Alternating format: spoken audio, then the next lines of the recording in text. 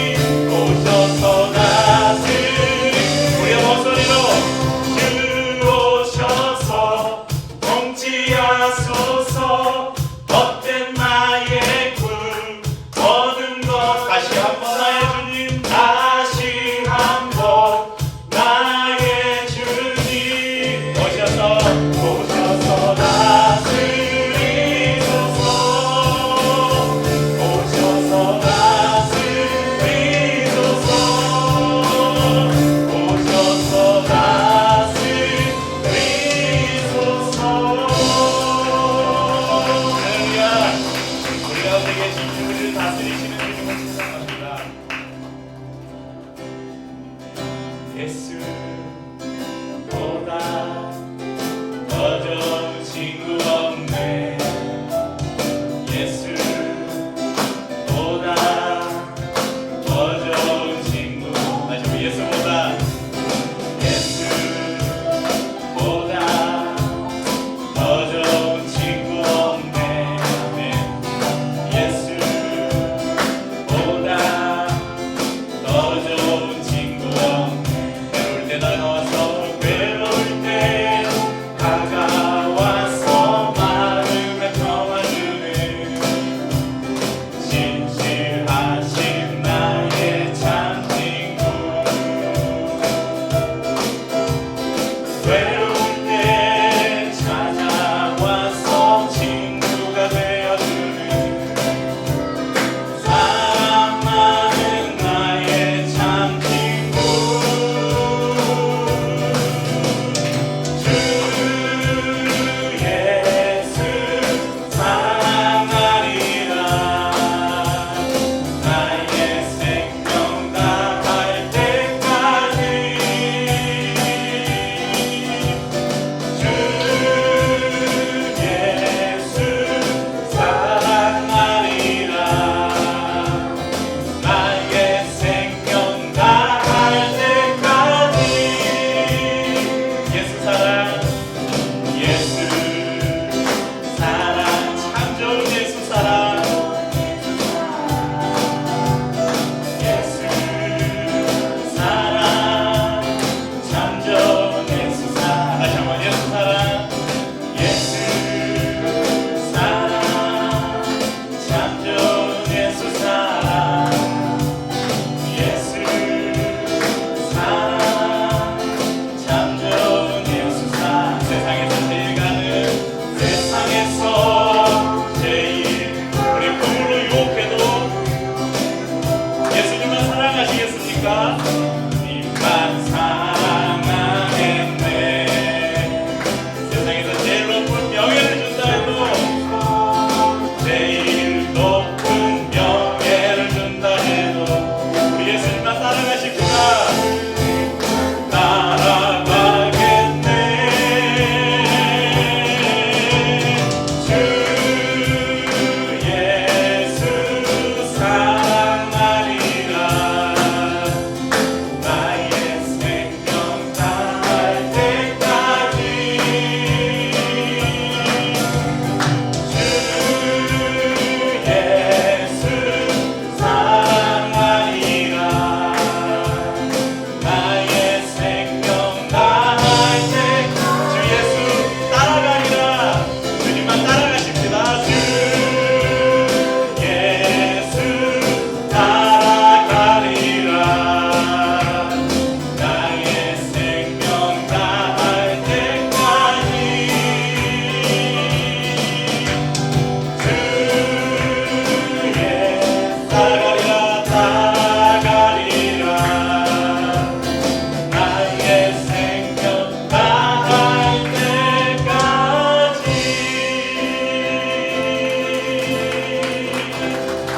우리 옆에 계신 분들에게 좀 격려해 드릴까요? 예수님만 사랑하십시다. 그리고 예수님만 따라가십시다. 그런 삶을 결단하는 분들에게 우리 하나님 오늘 축복하십니다. 너는 당장 너머로 뻗은 나무 단지에 푸른 열매처럼 하나님의 귀한 축복이 삶에 가득히 넘쳐날 거야. 너는 어떤 시련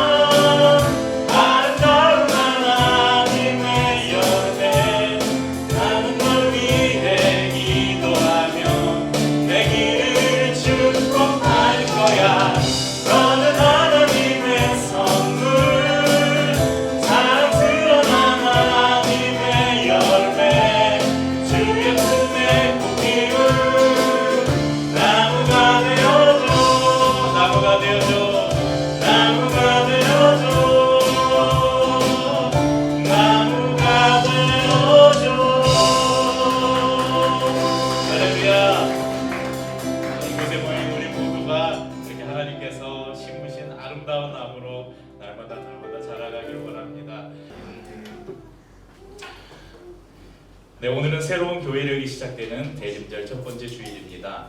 그래서 대림절 기간 동안에는 가급적이면 교회력 성서전과 본문을 따라서 말씀을 나누려고 했는데 이제 소그룹 시작 원래는 오늘 소그룹 이 발대식 한마디로 발대식을 하려고 했는데 오늘 많은 분들이 못 오셔서 한 주 연기하려고 합니다. 그래서 소그룹 시작을 앞두고 앞으로 시작할 기류의 교회 소그룹 우리 바람이 어떤 모임이 되면 좋을지 이것을 저희가 계속해서 살피고 있는 이 사무엘상 말씀 중심으로 그 다윗의 삶을 우리가 살피고 있는데 다윗의 삶을 통해서 오늘 주시는 하나님의 은혜를 나누려고 합니다. 오늘 또 여러 성도님들이 나오지 못했지만 제가 항상 예배 끝나면 저희 예배 영상을 이렇게 편집해서 예배 나오지 못한 성도님들에게 보내드립니다. 그래서 저희가 나누는 설교는 다 듣고 오도록 그렇게 하려고 합니다. 오늘 말씀을 통해서 부솔 시냇가, 오늘 말씀의 제목인 부솔 시냇가의 사람들, 이 부솔 시냇가로 한번 여행을 떠나보도록 하겠습니다. 오늘 저희가 나눌 이야기는 어디에서 시작되면 시글락이라는 곳에서 시작됩니다. 저희가 지난 시간에 마지막으로 이 다윗의 여정을 살폈던 곳이 바로 아둘람 굴이었잖아요. 광야로 나가서 아둘람에 있는 굴에 다윗이 그 굴을 찾아 들어갔던 말씀까지 나눴습니다. 사울에게 쫓겨서 궁을 떠나서 다윗이 처음 찾은 곳이 어디였습니까? 제사장들이 살던 제사장의 성읍 노브로 다윗이 피했죠.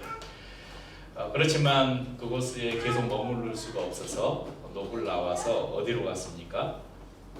블레셋의 한 도시인 가드, 그러니까 골리앗의 고향인 가드로 도망을 갔습니다.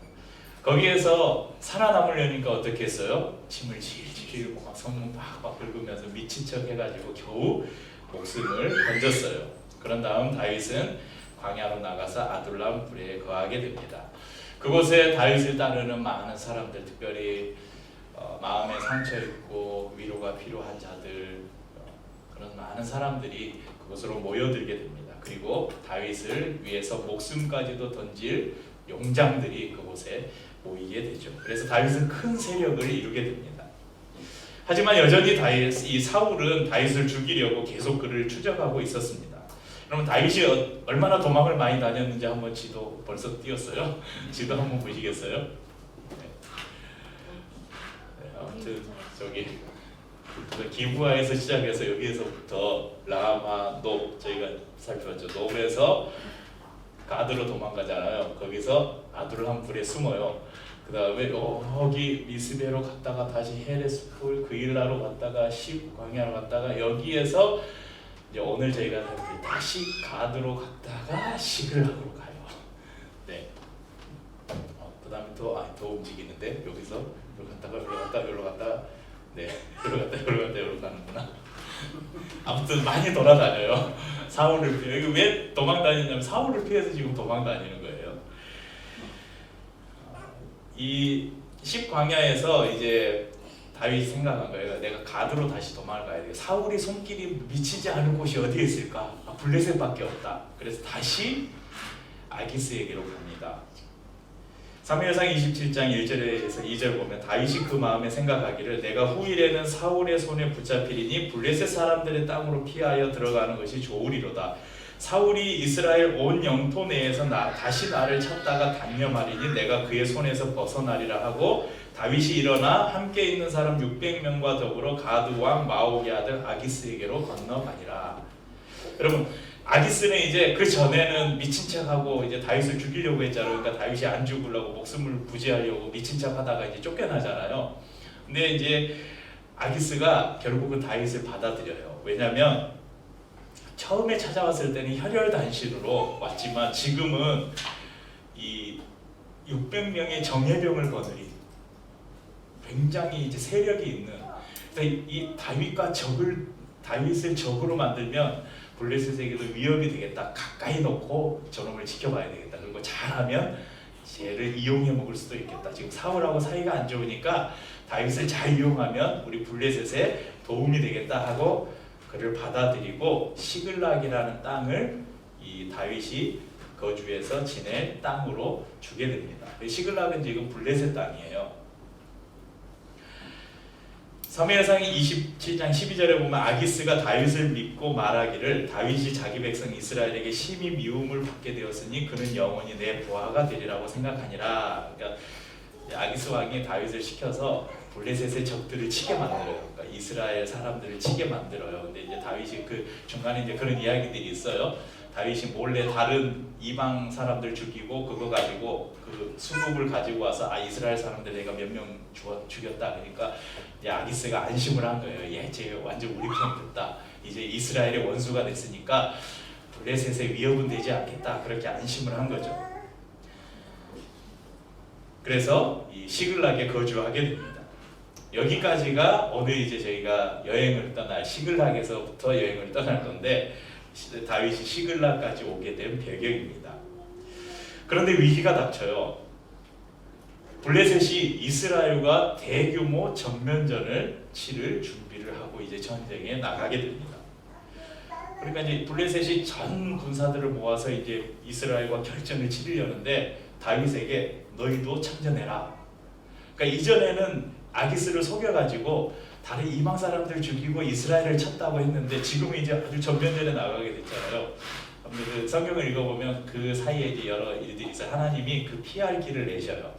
그래가지고 아기스가 블레셋 왕이 쟤들 데리고 갔다가 중간에 변심하고 우리 뒤통수 칠까 모르니까 쟤들 그냥 돌려보내라. 이렇게 이제 하나님께서 그 상황들을 이렇게 만드시죠. 그래서 참전해서 이제 이스라엘과 전쟁을 해야 되는 자기의 동족이잖아요. 자기의 가족 친구들이 있을 줄 모르잖아요. 그 사람들을 죽여야 되는 일촉즉발의 상황에서 하나님이 피할 길을 내셔서 다시 시글락 집으로 돌아오게 됩니다. 그런데 이 시글락에 왔는데 일이 벌어진 거예요. 블레셋 전선에서 돌아오자마자 말할 수 없는 참혹한 장면을 목격합니다. 다시 한번 이 다윗의 도피처 지도를 한번 보시겠어요? 이 시글락의 남쪽에 그 시글락 저 밑에 보면 부솔 시내 밑에 뭐가 있어요? 아말렉이 있잖아요. 이 아말렉 사람들이 다윗이 이 시글락에서 진영을 벌이고 지금 이스라엘과 전쟁을 하기 위해서 다윗의 군대가 떠난 걸 알고 이 블레셋의 아래 지역을 다 약탈을 한 거예요. 그래서 이 아말렉 사람들이 다윗이 살던 시글락을 침공해서 그의 다윗의 아내 둘도 잡혀가고 그 전장에 참여했던 모든 남자들의 아내, 처자식들, 아내들, 딸들, 아들, 딸들 그리고 소유물들을 가축이나 이런 것들을 다 빼앗아 가지고 가버렸어요. 그래서 전장에서 돌아오니까 폐해가 돼버린 거예요. 다윗을 따르던 군사들의 이 충성심이 분노로 바뀌게 됩니다. 그들의 분노의 대상이 아말렉이 아니라 다윗에게로 바뀌어요. 왜 우리를 블레셋 전장터로 데려가서 우리가 가족을 지키지 못하고 가족을 빼앗겼는가? 결국 우리의 가족들이 왜 아말렉의 포로가 되었는가? 그들은 주섬주섬 돌멩이를 집어듭니다. 그리고 다윗을 향해서 이 돌멩이를 던지려고 합니다.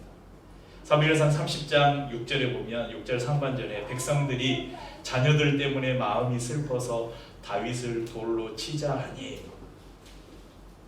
충격적인 사건이죠. 그런데 다윗은 그런 대접에 익숙했어요. 가족들에게 배신을 당했고 그가 충성스럽게 섬겼던 자신의 주군인 그리고 장인이기도 한 이 사울에게서 평생 도망 다녀야 되는 신세가 되었죠. 그런데 이번에는 상대가 그냥 자신의 군사들일 뿐이었던 거예요. 여러분 자신을 따르던 이 군사들 자기가 불러서 온 사람들 아니에요. 자신을 따르라고 요구한 적도 없습니다. 자발적으로 따라온 사람들이었습니다. 이런 상황에서 다윗은 순간적으로 아마 확 돌았을 거예요. 다리에 힘이 풀렸을 것입니다. 하지만 다윗의 위대함이 오늘 장면에서 나타나는데 다윗은 항상 자신의 가장 힘겨운 시간을 위기를 삶의 최선의 기회로 바꿉니다. 방금 읽었던 그 사람들이 돌로 치려고 했던 그 말씀 하반절에는 이렇게 나와 있어요. 30장 6절 하반절에 다윗이 크게 공급하였으나 그 하나님 여호와를 힘입고 용기를 얻었더라. 그러니까 다윗이 굉장히 절망 가운데 빠졌지만 그가 하나님의 힘을 힘입고 다시 용기를 얻었더라. 이렇게 나와 있습니다. 그리고 자신의 길을 다시 여호와께 맡깁니다. 제사장을 불러서 에봇을 가져오라. 에봇은 하나님께 하나님의 뜻을 물을 때 쓰던 제사장의 예복이잖아요. 그리고 하나님의 답을 기다립니다. 사무엘상 30장 7절에서 8절 말씀을 보면 다윗이 아히멜렉의 아들 제사장 아비아들에게 이르되 원하건대 에봇을 내게로 가져오라. 아비아들이 에봇을 다윗에게로 가져가매 다윗이 여호와께 묻자와 이르되 내가 이 군대를 추격하면 따라잡겠나이까 하니 여호와께서 그에게 대답하시되 그를 쫓아가라. 내가 반드시 따라잡고 도로 찾으리라. 하나님께 물었고 하나님이 대답을 하시자 즉각적으로 움직입니다. 다윗은 자신을 향해서 분노를 품고 덤벼들던 부하들의 그 분노의 화살을 적에게로 돌려요. 아말렉에게로 돌립니다. 블레셋과의 연합군으로 그럼 이스라엘과 일전을 치르기 위해서 출정했잖아요. 먼 출장길을 갔다가 지금 다시 돌아온 거예요. 그런데 그 상황을 목격한 거예요. 여러분 쉴 수 있겠어요? 쉴 틈도 없죠. 바로 다시 아말렉을 추격하기 위해서 떠난 것입니다. 아말렉 군대가 어디로 갔는지도 몰라요. 사랑하는 식구들이 잡혀가지 않았다면 그들이 이 아말렉을 추격할 일도 없었을 것입니다. 이들이 아말렉을 추격하다가 부솔 시내라는 곳에서 잠시 머뭅니다. 거기서 잠시 쉼을 갖는데 잠시 쉬고 나서 다시 출발하는데 200여 명이 못 일어나는 거예요. 왜 못 일어나는지 조금 전에 설명했잖아요. 블레셋과의 전쟁, 이스라엘과의 전쟁을 위해서 블레셋 연합군에 참전을 했다가 전쟁을 하지 않았지만 또 다시 돌아왔어요. 굉장히 피곤했겠죠, 육체적으로. 그런데 시글락에서 그 폐허가 된 자신들의 마을, 잡혀간 자신들의 처자식을 생각하면서 얼마나 마음이 낙심이 됐겠어요. 영적으로, 육적으로, 심적으로 굉장히 다운된 상태였겠죠. 출발하는데 200명이 못 일어나는 거예요. 도저히 일어날 힘이 없다고. 사무엘상 30장 9절 10절에 보면 이에 다윗과 그와 함께한 600명이 가서 부솔 시내에 이르러 뒤떨어진 자를 거기 머물게 했으되 곧 피곤하여 부솔 시내를 건너지 못하는 200명을 머물게 했고 다윗은 400명을 거느리고 쫓아가니라. 그러면 200명은 우리는 더 이상 못 가겠네. 자네들만 가게. 200명이 남게 돼요. 그러면 지금 자신의 아내와 자신의 자식이 붙잡혀 갔어요. 자신의 소유를 다 빼앗겼어요. 그러면 가족을 구하는 일들까지 포기했다는 것은 이들이 지금 얼마나 힘들고 공고한 상태인지를 우리가 짐작해 볼 수 있겠죠. 마음은 당장이라도 달려가고 싶지 않았겠어요. 그런데 몸이 말을 듣지 않는 것입니다. 결국 다윗은 200명을 부솔 시내에 남겨두고 나머지 400명을 데리고 아말렉을 추격합니다. 오늘 우리는 이 사건을 보면서 중요한 고민을 하나 해야 됩니다. 이 부솔 시내가에 주저앉은 이들을 어떻게 대할 것인가? 그 태도를 우리가 결정해야 한다는 것입니다. 호되게 꾸짖어야 할까? 아니면 이런 나약한 부하들을 내가 둔 것을 인해서 내가 창피해야 할까? 아니면 잠시 더 휴식을 주되 시간을 제한하고 이들이 다시 일어날 수 있도록 시간을 줘야 될까? 하지만 여러분 우리도 오늘 다윗이 한 것처럼 하면 어떨까요? 다윗은 지친 병사들을 쉬게 했습니다. 그리고 남은 400명의 병사들로 추격을 계속합니다. 앞서간 아말렉 군대의 흔적조차 찾지 못할 때 하나님께서 은혜를 주셔요. 아말렉인에게 종으로 잡혀있던 애굽 사람 한 사람이 그 아말렉 진영에서 도망을 나와서 그 사람을 만나서 그를 돌로 치료해주고 먹을 것을 주고 돌봐주고 그 사람이 내가 아말렉이 있는 곳을 안다. 아말렉 군대가 있는 곳을 안다. 그래서 안내자가 되어요. 드디어 아말렉 군대를 만납니다. 여러분 다윗의 군대는 순식간에 매가 쥐를 낚아채듯이 아말렉 진영을 휩쓸어 버립니다. 성경에 보면 온 땅에 편만했다. 그러니까 아말렉 군대가 얼마나 많은지 숫자는 안 나와 있는데 온 땅에 편만했다. 그러니까 그 사극 같은 데 보면 막 평원에 그냥 막 온 천지 그냥 새까맣게 진을 치고 있는 거 있잖아요. 그러니까 아말렉 군대가 지금 그렇게 진을 치고 있었어요.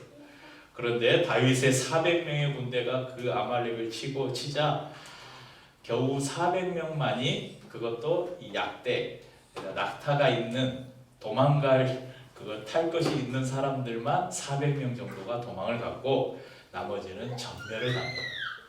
빼앗겼던 소유뿐만 아니라 아말렉이 이 블레셋 인근 지역에서 약탈한 다른 노획물까지 다 가지고 돌아오게 됩니다. 자, 여기서 우리가 현장감을 위해서 각자 좀 배역을 하나씩 맡아서 여러분이 그 배역이 됐다고 생각하고 연기를 하라는 게 아니고 한번 감정이입을 한번 해보시는 거예요. 자, 첫 번째 배역은 포로로 잡혀갔던 아내예요. 감정이입 되셨죠? 지금 감정이 어떻겠어요? 그 아말렉이 잡혀갈 때 두려움, 공포 이런 감정이었겠죠. 그런데 막 밖에서 싸우는 소리가 들려요. 다윗의 군대가 온 거예요. 결국 이겼어요. 두려움과 공포가 안도와 환희로 바뀝니다. 그리고 군사들 사이에서 우리 누구 아버지 어디 있어요? 막 찾을 거 아니에요? 그런데 없는 거예요. 자기 남편이. 그래서 우리 남편은 안 왔어요. 당신 남편 저 부솔 시내에 있다고. 이 아내의 마음은 어떨까요? 자, 두 번째 등장인물. 이 아말렉과 싸웠던 아말렉 전투에 참가했던 400명의 군사 중에 한 명이에요. 자, 다윗의 명령, 나도 피곤해 죽겠는데 명령하니까 따라왔어요. 그래서 아말렉 군대와 죽을 힘을 다해서 싸워서 결국 살아남았어요. 그리고 승리를 얻었습니다. 그리고 다시 보솔 시내로 와서 거기에 쉬고 있는 200명의 자기 동료들을 봤어요. 어떤 마음이 들겠어요? 저런 영치 없는 놈들. 나는 목숨을 걸고 싸우는 동안 너희들 두 다리 뻗고 쉬고 있었지. 자, 세 번째 등장인물. 보솔 시내가에 남겨진 200명의 군사 중에 한 명이에요. 여러분 재산이야 다시 모으면 되지만 처자식을 빼앗겼어요. 아들과 딸을 구해야 돼요. 그런데 몸이 말을 듣지 않아요. 일어나려서 가려고 했지만 도저히 그럴 수가 없었습니다. 그런데 막 무리의 소리가 들려요. 보니까 다윗이 자신의 아내와 자녀들을 데리고 온 거예요. 그리웠던 아내와 자식을 만납니다. 어떤 감정이었을까요? 좀 이제 그 감정이입을 해서 조금 그 감정들을 한번 생각해 보셨죠? 자, 이제 다윗의 대처법을 우리가 한번 배워보겠습니다.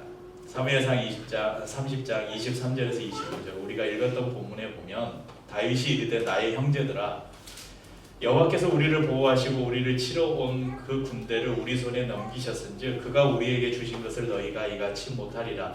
이 일에 누가 너희에게 듣겠느냐? 전장에 내려갔던 자의 분깃이나 소유물 곁에 머물렀던 자의 분깃이 동일할지니 같이 분배할 것이니라 하고 그날부터 다윗이 이것으로 이스라엘의 율례와 규례를 삼았더니 오늘까지 이르니라. 왜 다윗이 이런 말을 했냐면요, 22절에 다윗과 함께 갔던 자들 가운데 악한 자와 불량배들, 이 악한 자와 불량배라고 표현했는데 여러분 다윗의 그 군사 중에 악한 자와 불량배가 어디 있겠어요? 그러니까 이 말은 좀 삐뚤어진 사람들, 그러니까 뭔가 불만을 품고 있었던 사람들을 말하는 거예요. 뭐 전체는 아니겠지만 제가 생각할 때는 이런 사람들이 적지 않았을 것이라고 생각해요. 왜 다윗이 그 사람들을 말에 제재하면서 율례와 규례로까지 만들었겠어요? 그게 일반적인 생각이었다는 거예요. 왜 뭡니까? 그들이 우리와 함께 가지 아니하였은즉 우리가 도로 찾은 물건은 무엇이든지 그들에게 주지 말고 각자의 처자만 데리고 떠나가게 하라는 점. 자, 저 사람들은 전쟁 안 하고 쉬고 있었잖아요. 그러니까 우리가 빼앗은 이 탈취물들은 나눠주지 맙시다. 그냥 아내와 자식들만 데리고 가게 합시다. 이렇게 한 거예요. 그러니까 다윗이 뭐라고 합니까? 아니다. 우리가 블레셋을 아말렉을 이긴 것은 하나님이 우리를 도우신 거다. 그러니까 공평하게 다 나눠야 된다. 이렇게 말하고 있는 거예요. 여러분 다윗은 이 부솔 시내가에 남아있는 사람들을 뭐라고 표현하냐면요, 남아서 물건을 지키던 사람으로 표현해요. 그러니까 소유물 곁에 머물렀던 자. 그럼 200명 가운데 누구도 제가 남아서 이 소유물을 지키는, 이 군수물자를 지키는 일을 하겠습니다 하고 자원한 게 아니에요. 일어날 힘이 없어서 그냥 어쩔 수 없이 낙오된 거예요.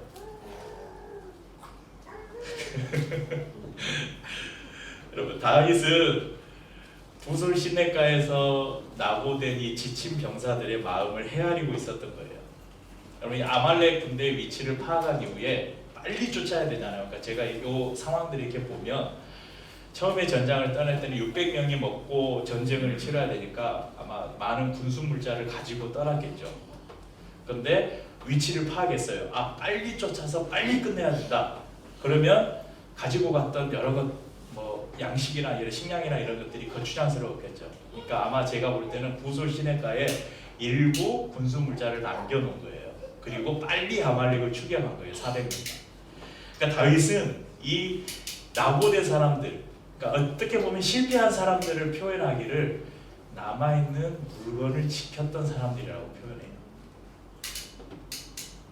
그러니까 뒤처진 병사들을 실패한 병사나 나고하고 어떤 그 너희들보다 못한 인생이 아니다, 인생으로 평가한 게 아니에요. 나름의 그들에게 주어진 임무를 성실하게 수행하고 있던 사람들로 평가를 합니다. 여러분, 다윗이 때로는 실수도 하곤 했지만 평생을 걸쳐서 다윗이 얼마나 위대한 업적을 많이 남겼습니까? 하지만 그 위대한 이스라엘을 통일시키는 이 위대한 업적, 그거 말고 저는 별로 주목받지 못하는 이 부솔 시내가에서 일어났던 한 장면을 통해서 저는 다윗의 성품을 한눈에 볼 수 있는 것 같아요. 부솔 시내가의 사람들, 여러분, 교회는 그런 사람들을 위해 존재하는 곳이 되어야 합니다. 우리가 앞으로 시작할 우리 소그룹 바람은 그런 곳이 되어야 합니다. 이곳에서 농담 따먹기 하고 세상 이야기들 하면서 그냥 의미 없이 보내는 곳이 아니라, 또 이곳에서 서로 비난하고 헐뜯고 뒷이야기하고 그런 곳이 아니라 지친 사람들이 힘을 회복하고 위로를 얻고 따뜻한 용기를 얻는 곳이 되어야 합니다. 여러분, 우리도 어떤 때는 이런 부솔 시내가에서 쓰러질 수 있어요. 주저앉을 수 있어요. 그때 우리가 꼭 기억해야 할 것이 있는데, 여러분, 쉬는 것은 죄가 아니라는 거예요.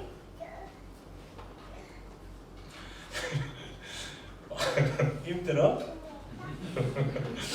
여러분, 다윗은 예수님의 모형이라고 하죠. 다윗은 예수님의 예표라고 하잖아요. 우리가 임내 찬양 때 호산나 다윗의 자손 이렇게 이야기하잖아요.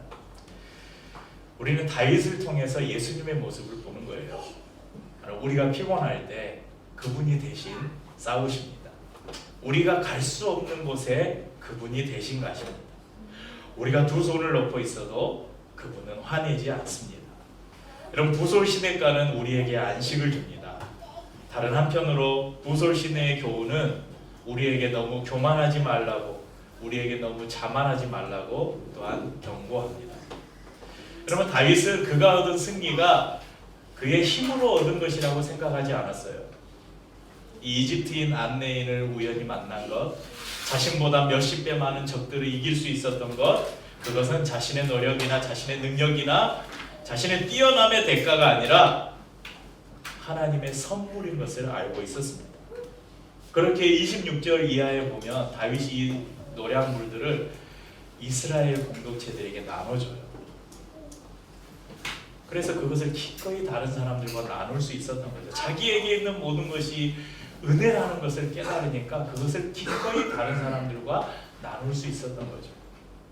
여러분, 힘이 넘치십니까? 그렇다고 지친 사람들을 함부로 판단하지 마십시오. 누구나 바닥에 주저앉을 수 있습니다. 여러분, 부솔 시내가의 교훈은 그런 자리에 있는 우리에게, 또 그런 자리에 있는 사람들을 바라보는 우리에게 소중한 교훈이 됩니다. 그래서 아까 제가 감정이입을 좀 해보라고 한 거예요. 그 남아있었던 200명 또는 전쟁에 참여했던 400명, 우리는 때로는 200명 중에 한 명이 될 수도 있고 때로는 400명 중에 한 명이 될 수도 있어요. 그 두 사람의 마음을 우리는 다 헤아릴 수 있어야 합니다. 사랑하는 성도님들, 지친 사람들을 비난하지 말고 따뜻하게 안아주십시오. 나와 발걸음을 맞추지 못한다고 화내거나 실망하거나 포기하지 마십시오. 옆에 있는 지체의 짐을 내가 조금 나눠주면 되는 것입니다. 제가 개척하면서 만들었던 교회 홍보 엽서가 있는데 제가 가지고 온다는 걸 안 가지고 왔네요. 우리 호긴 전사님 저기 그 뒤에 보면 그 냅킨 뒤에 파란색 엽서가 하나 있죠. 네, 그 바로 그 뒤에 그 엽서 하늘색 엽서 아니 그 앞에 주보 앞에 있는 거. 네. 거기 한번 앞에 뭐라고 써져 있는지 한번 읽어주시겠어요? 한 걸음 한 걸음 느리더라도 함께 부족해 보여도 바르게 걸어가요. 네, 감사합니다.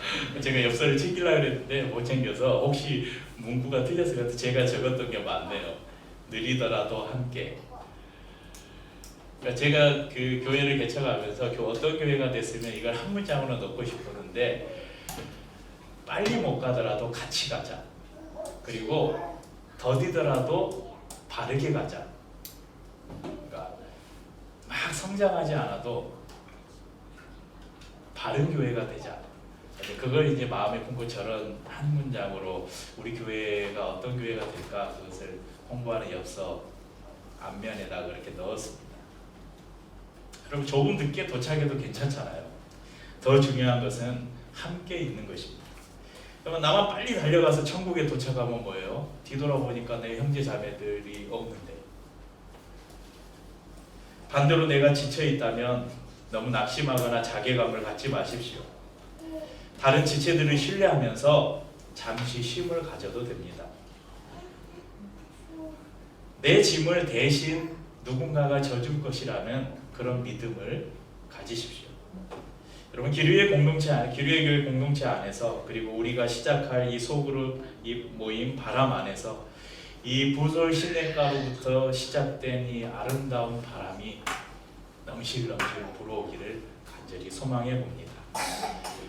찬양하고 성찬을 나누도록 하겠습니다.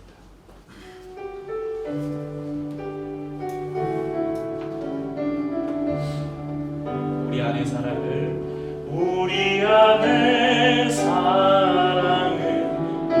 눈의 사랑은 이 나라 휩쓸도록 채우소서.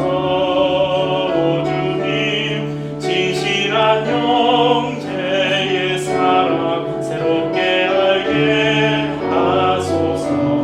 우리 안에 사랑은 우리 안에 사랑은 우리 눈의 사랑은 이 나라 휩쓸도록 채우소서.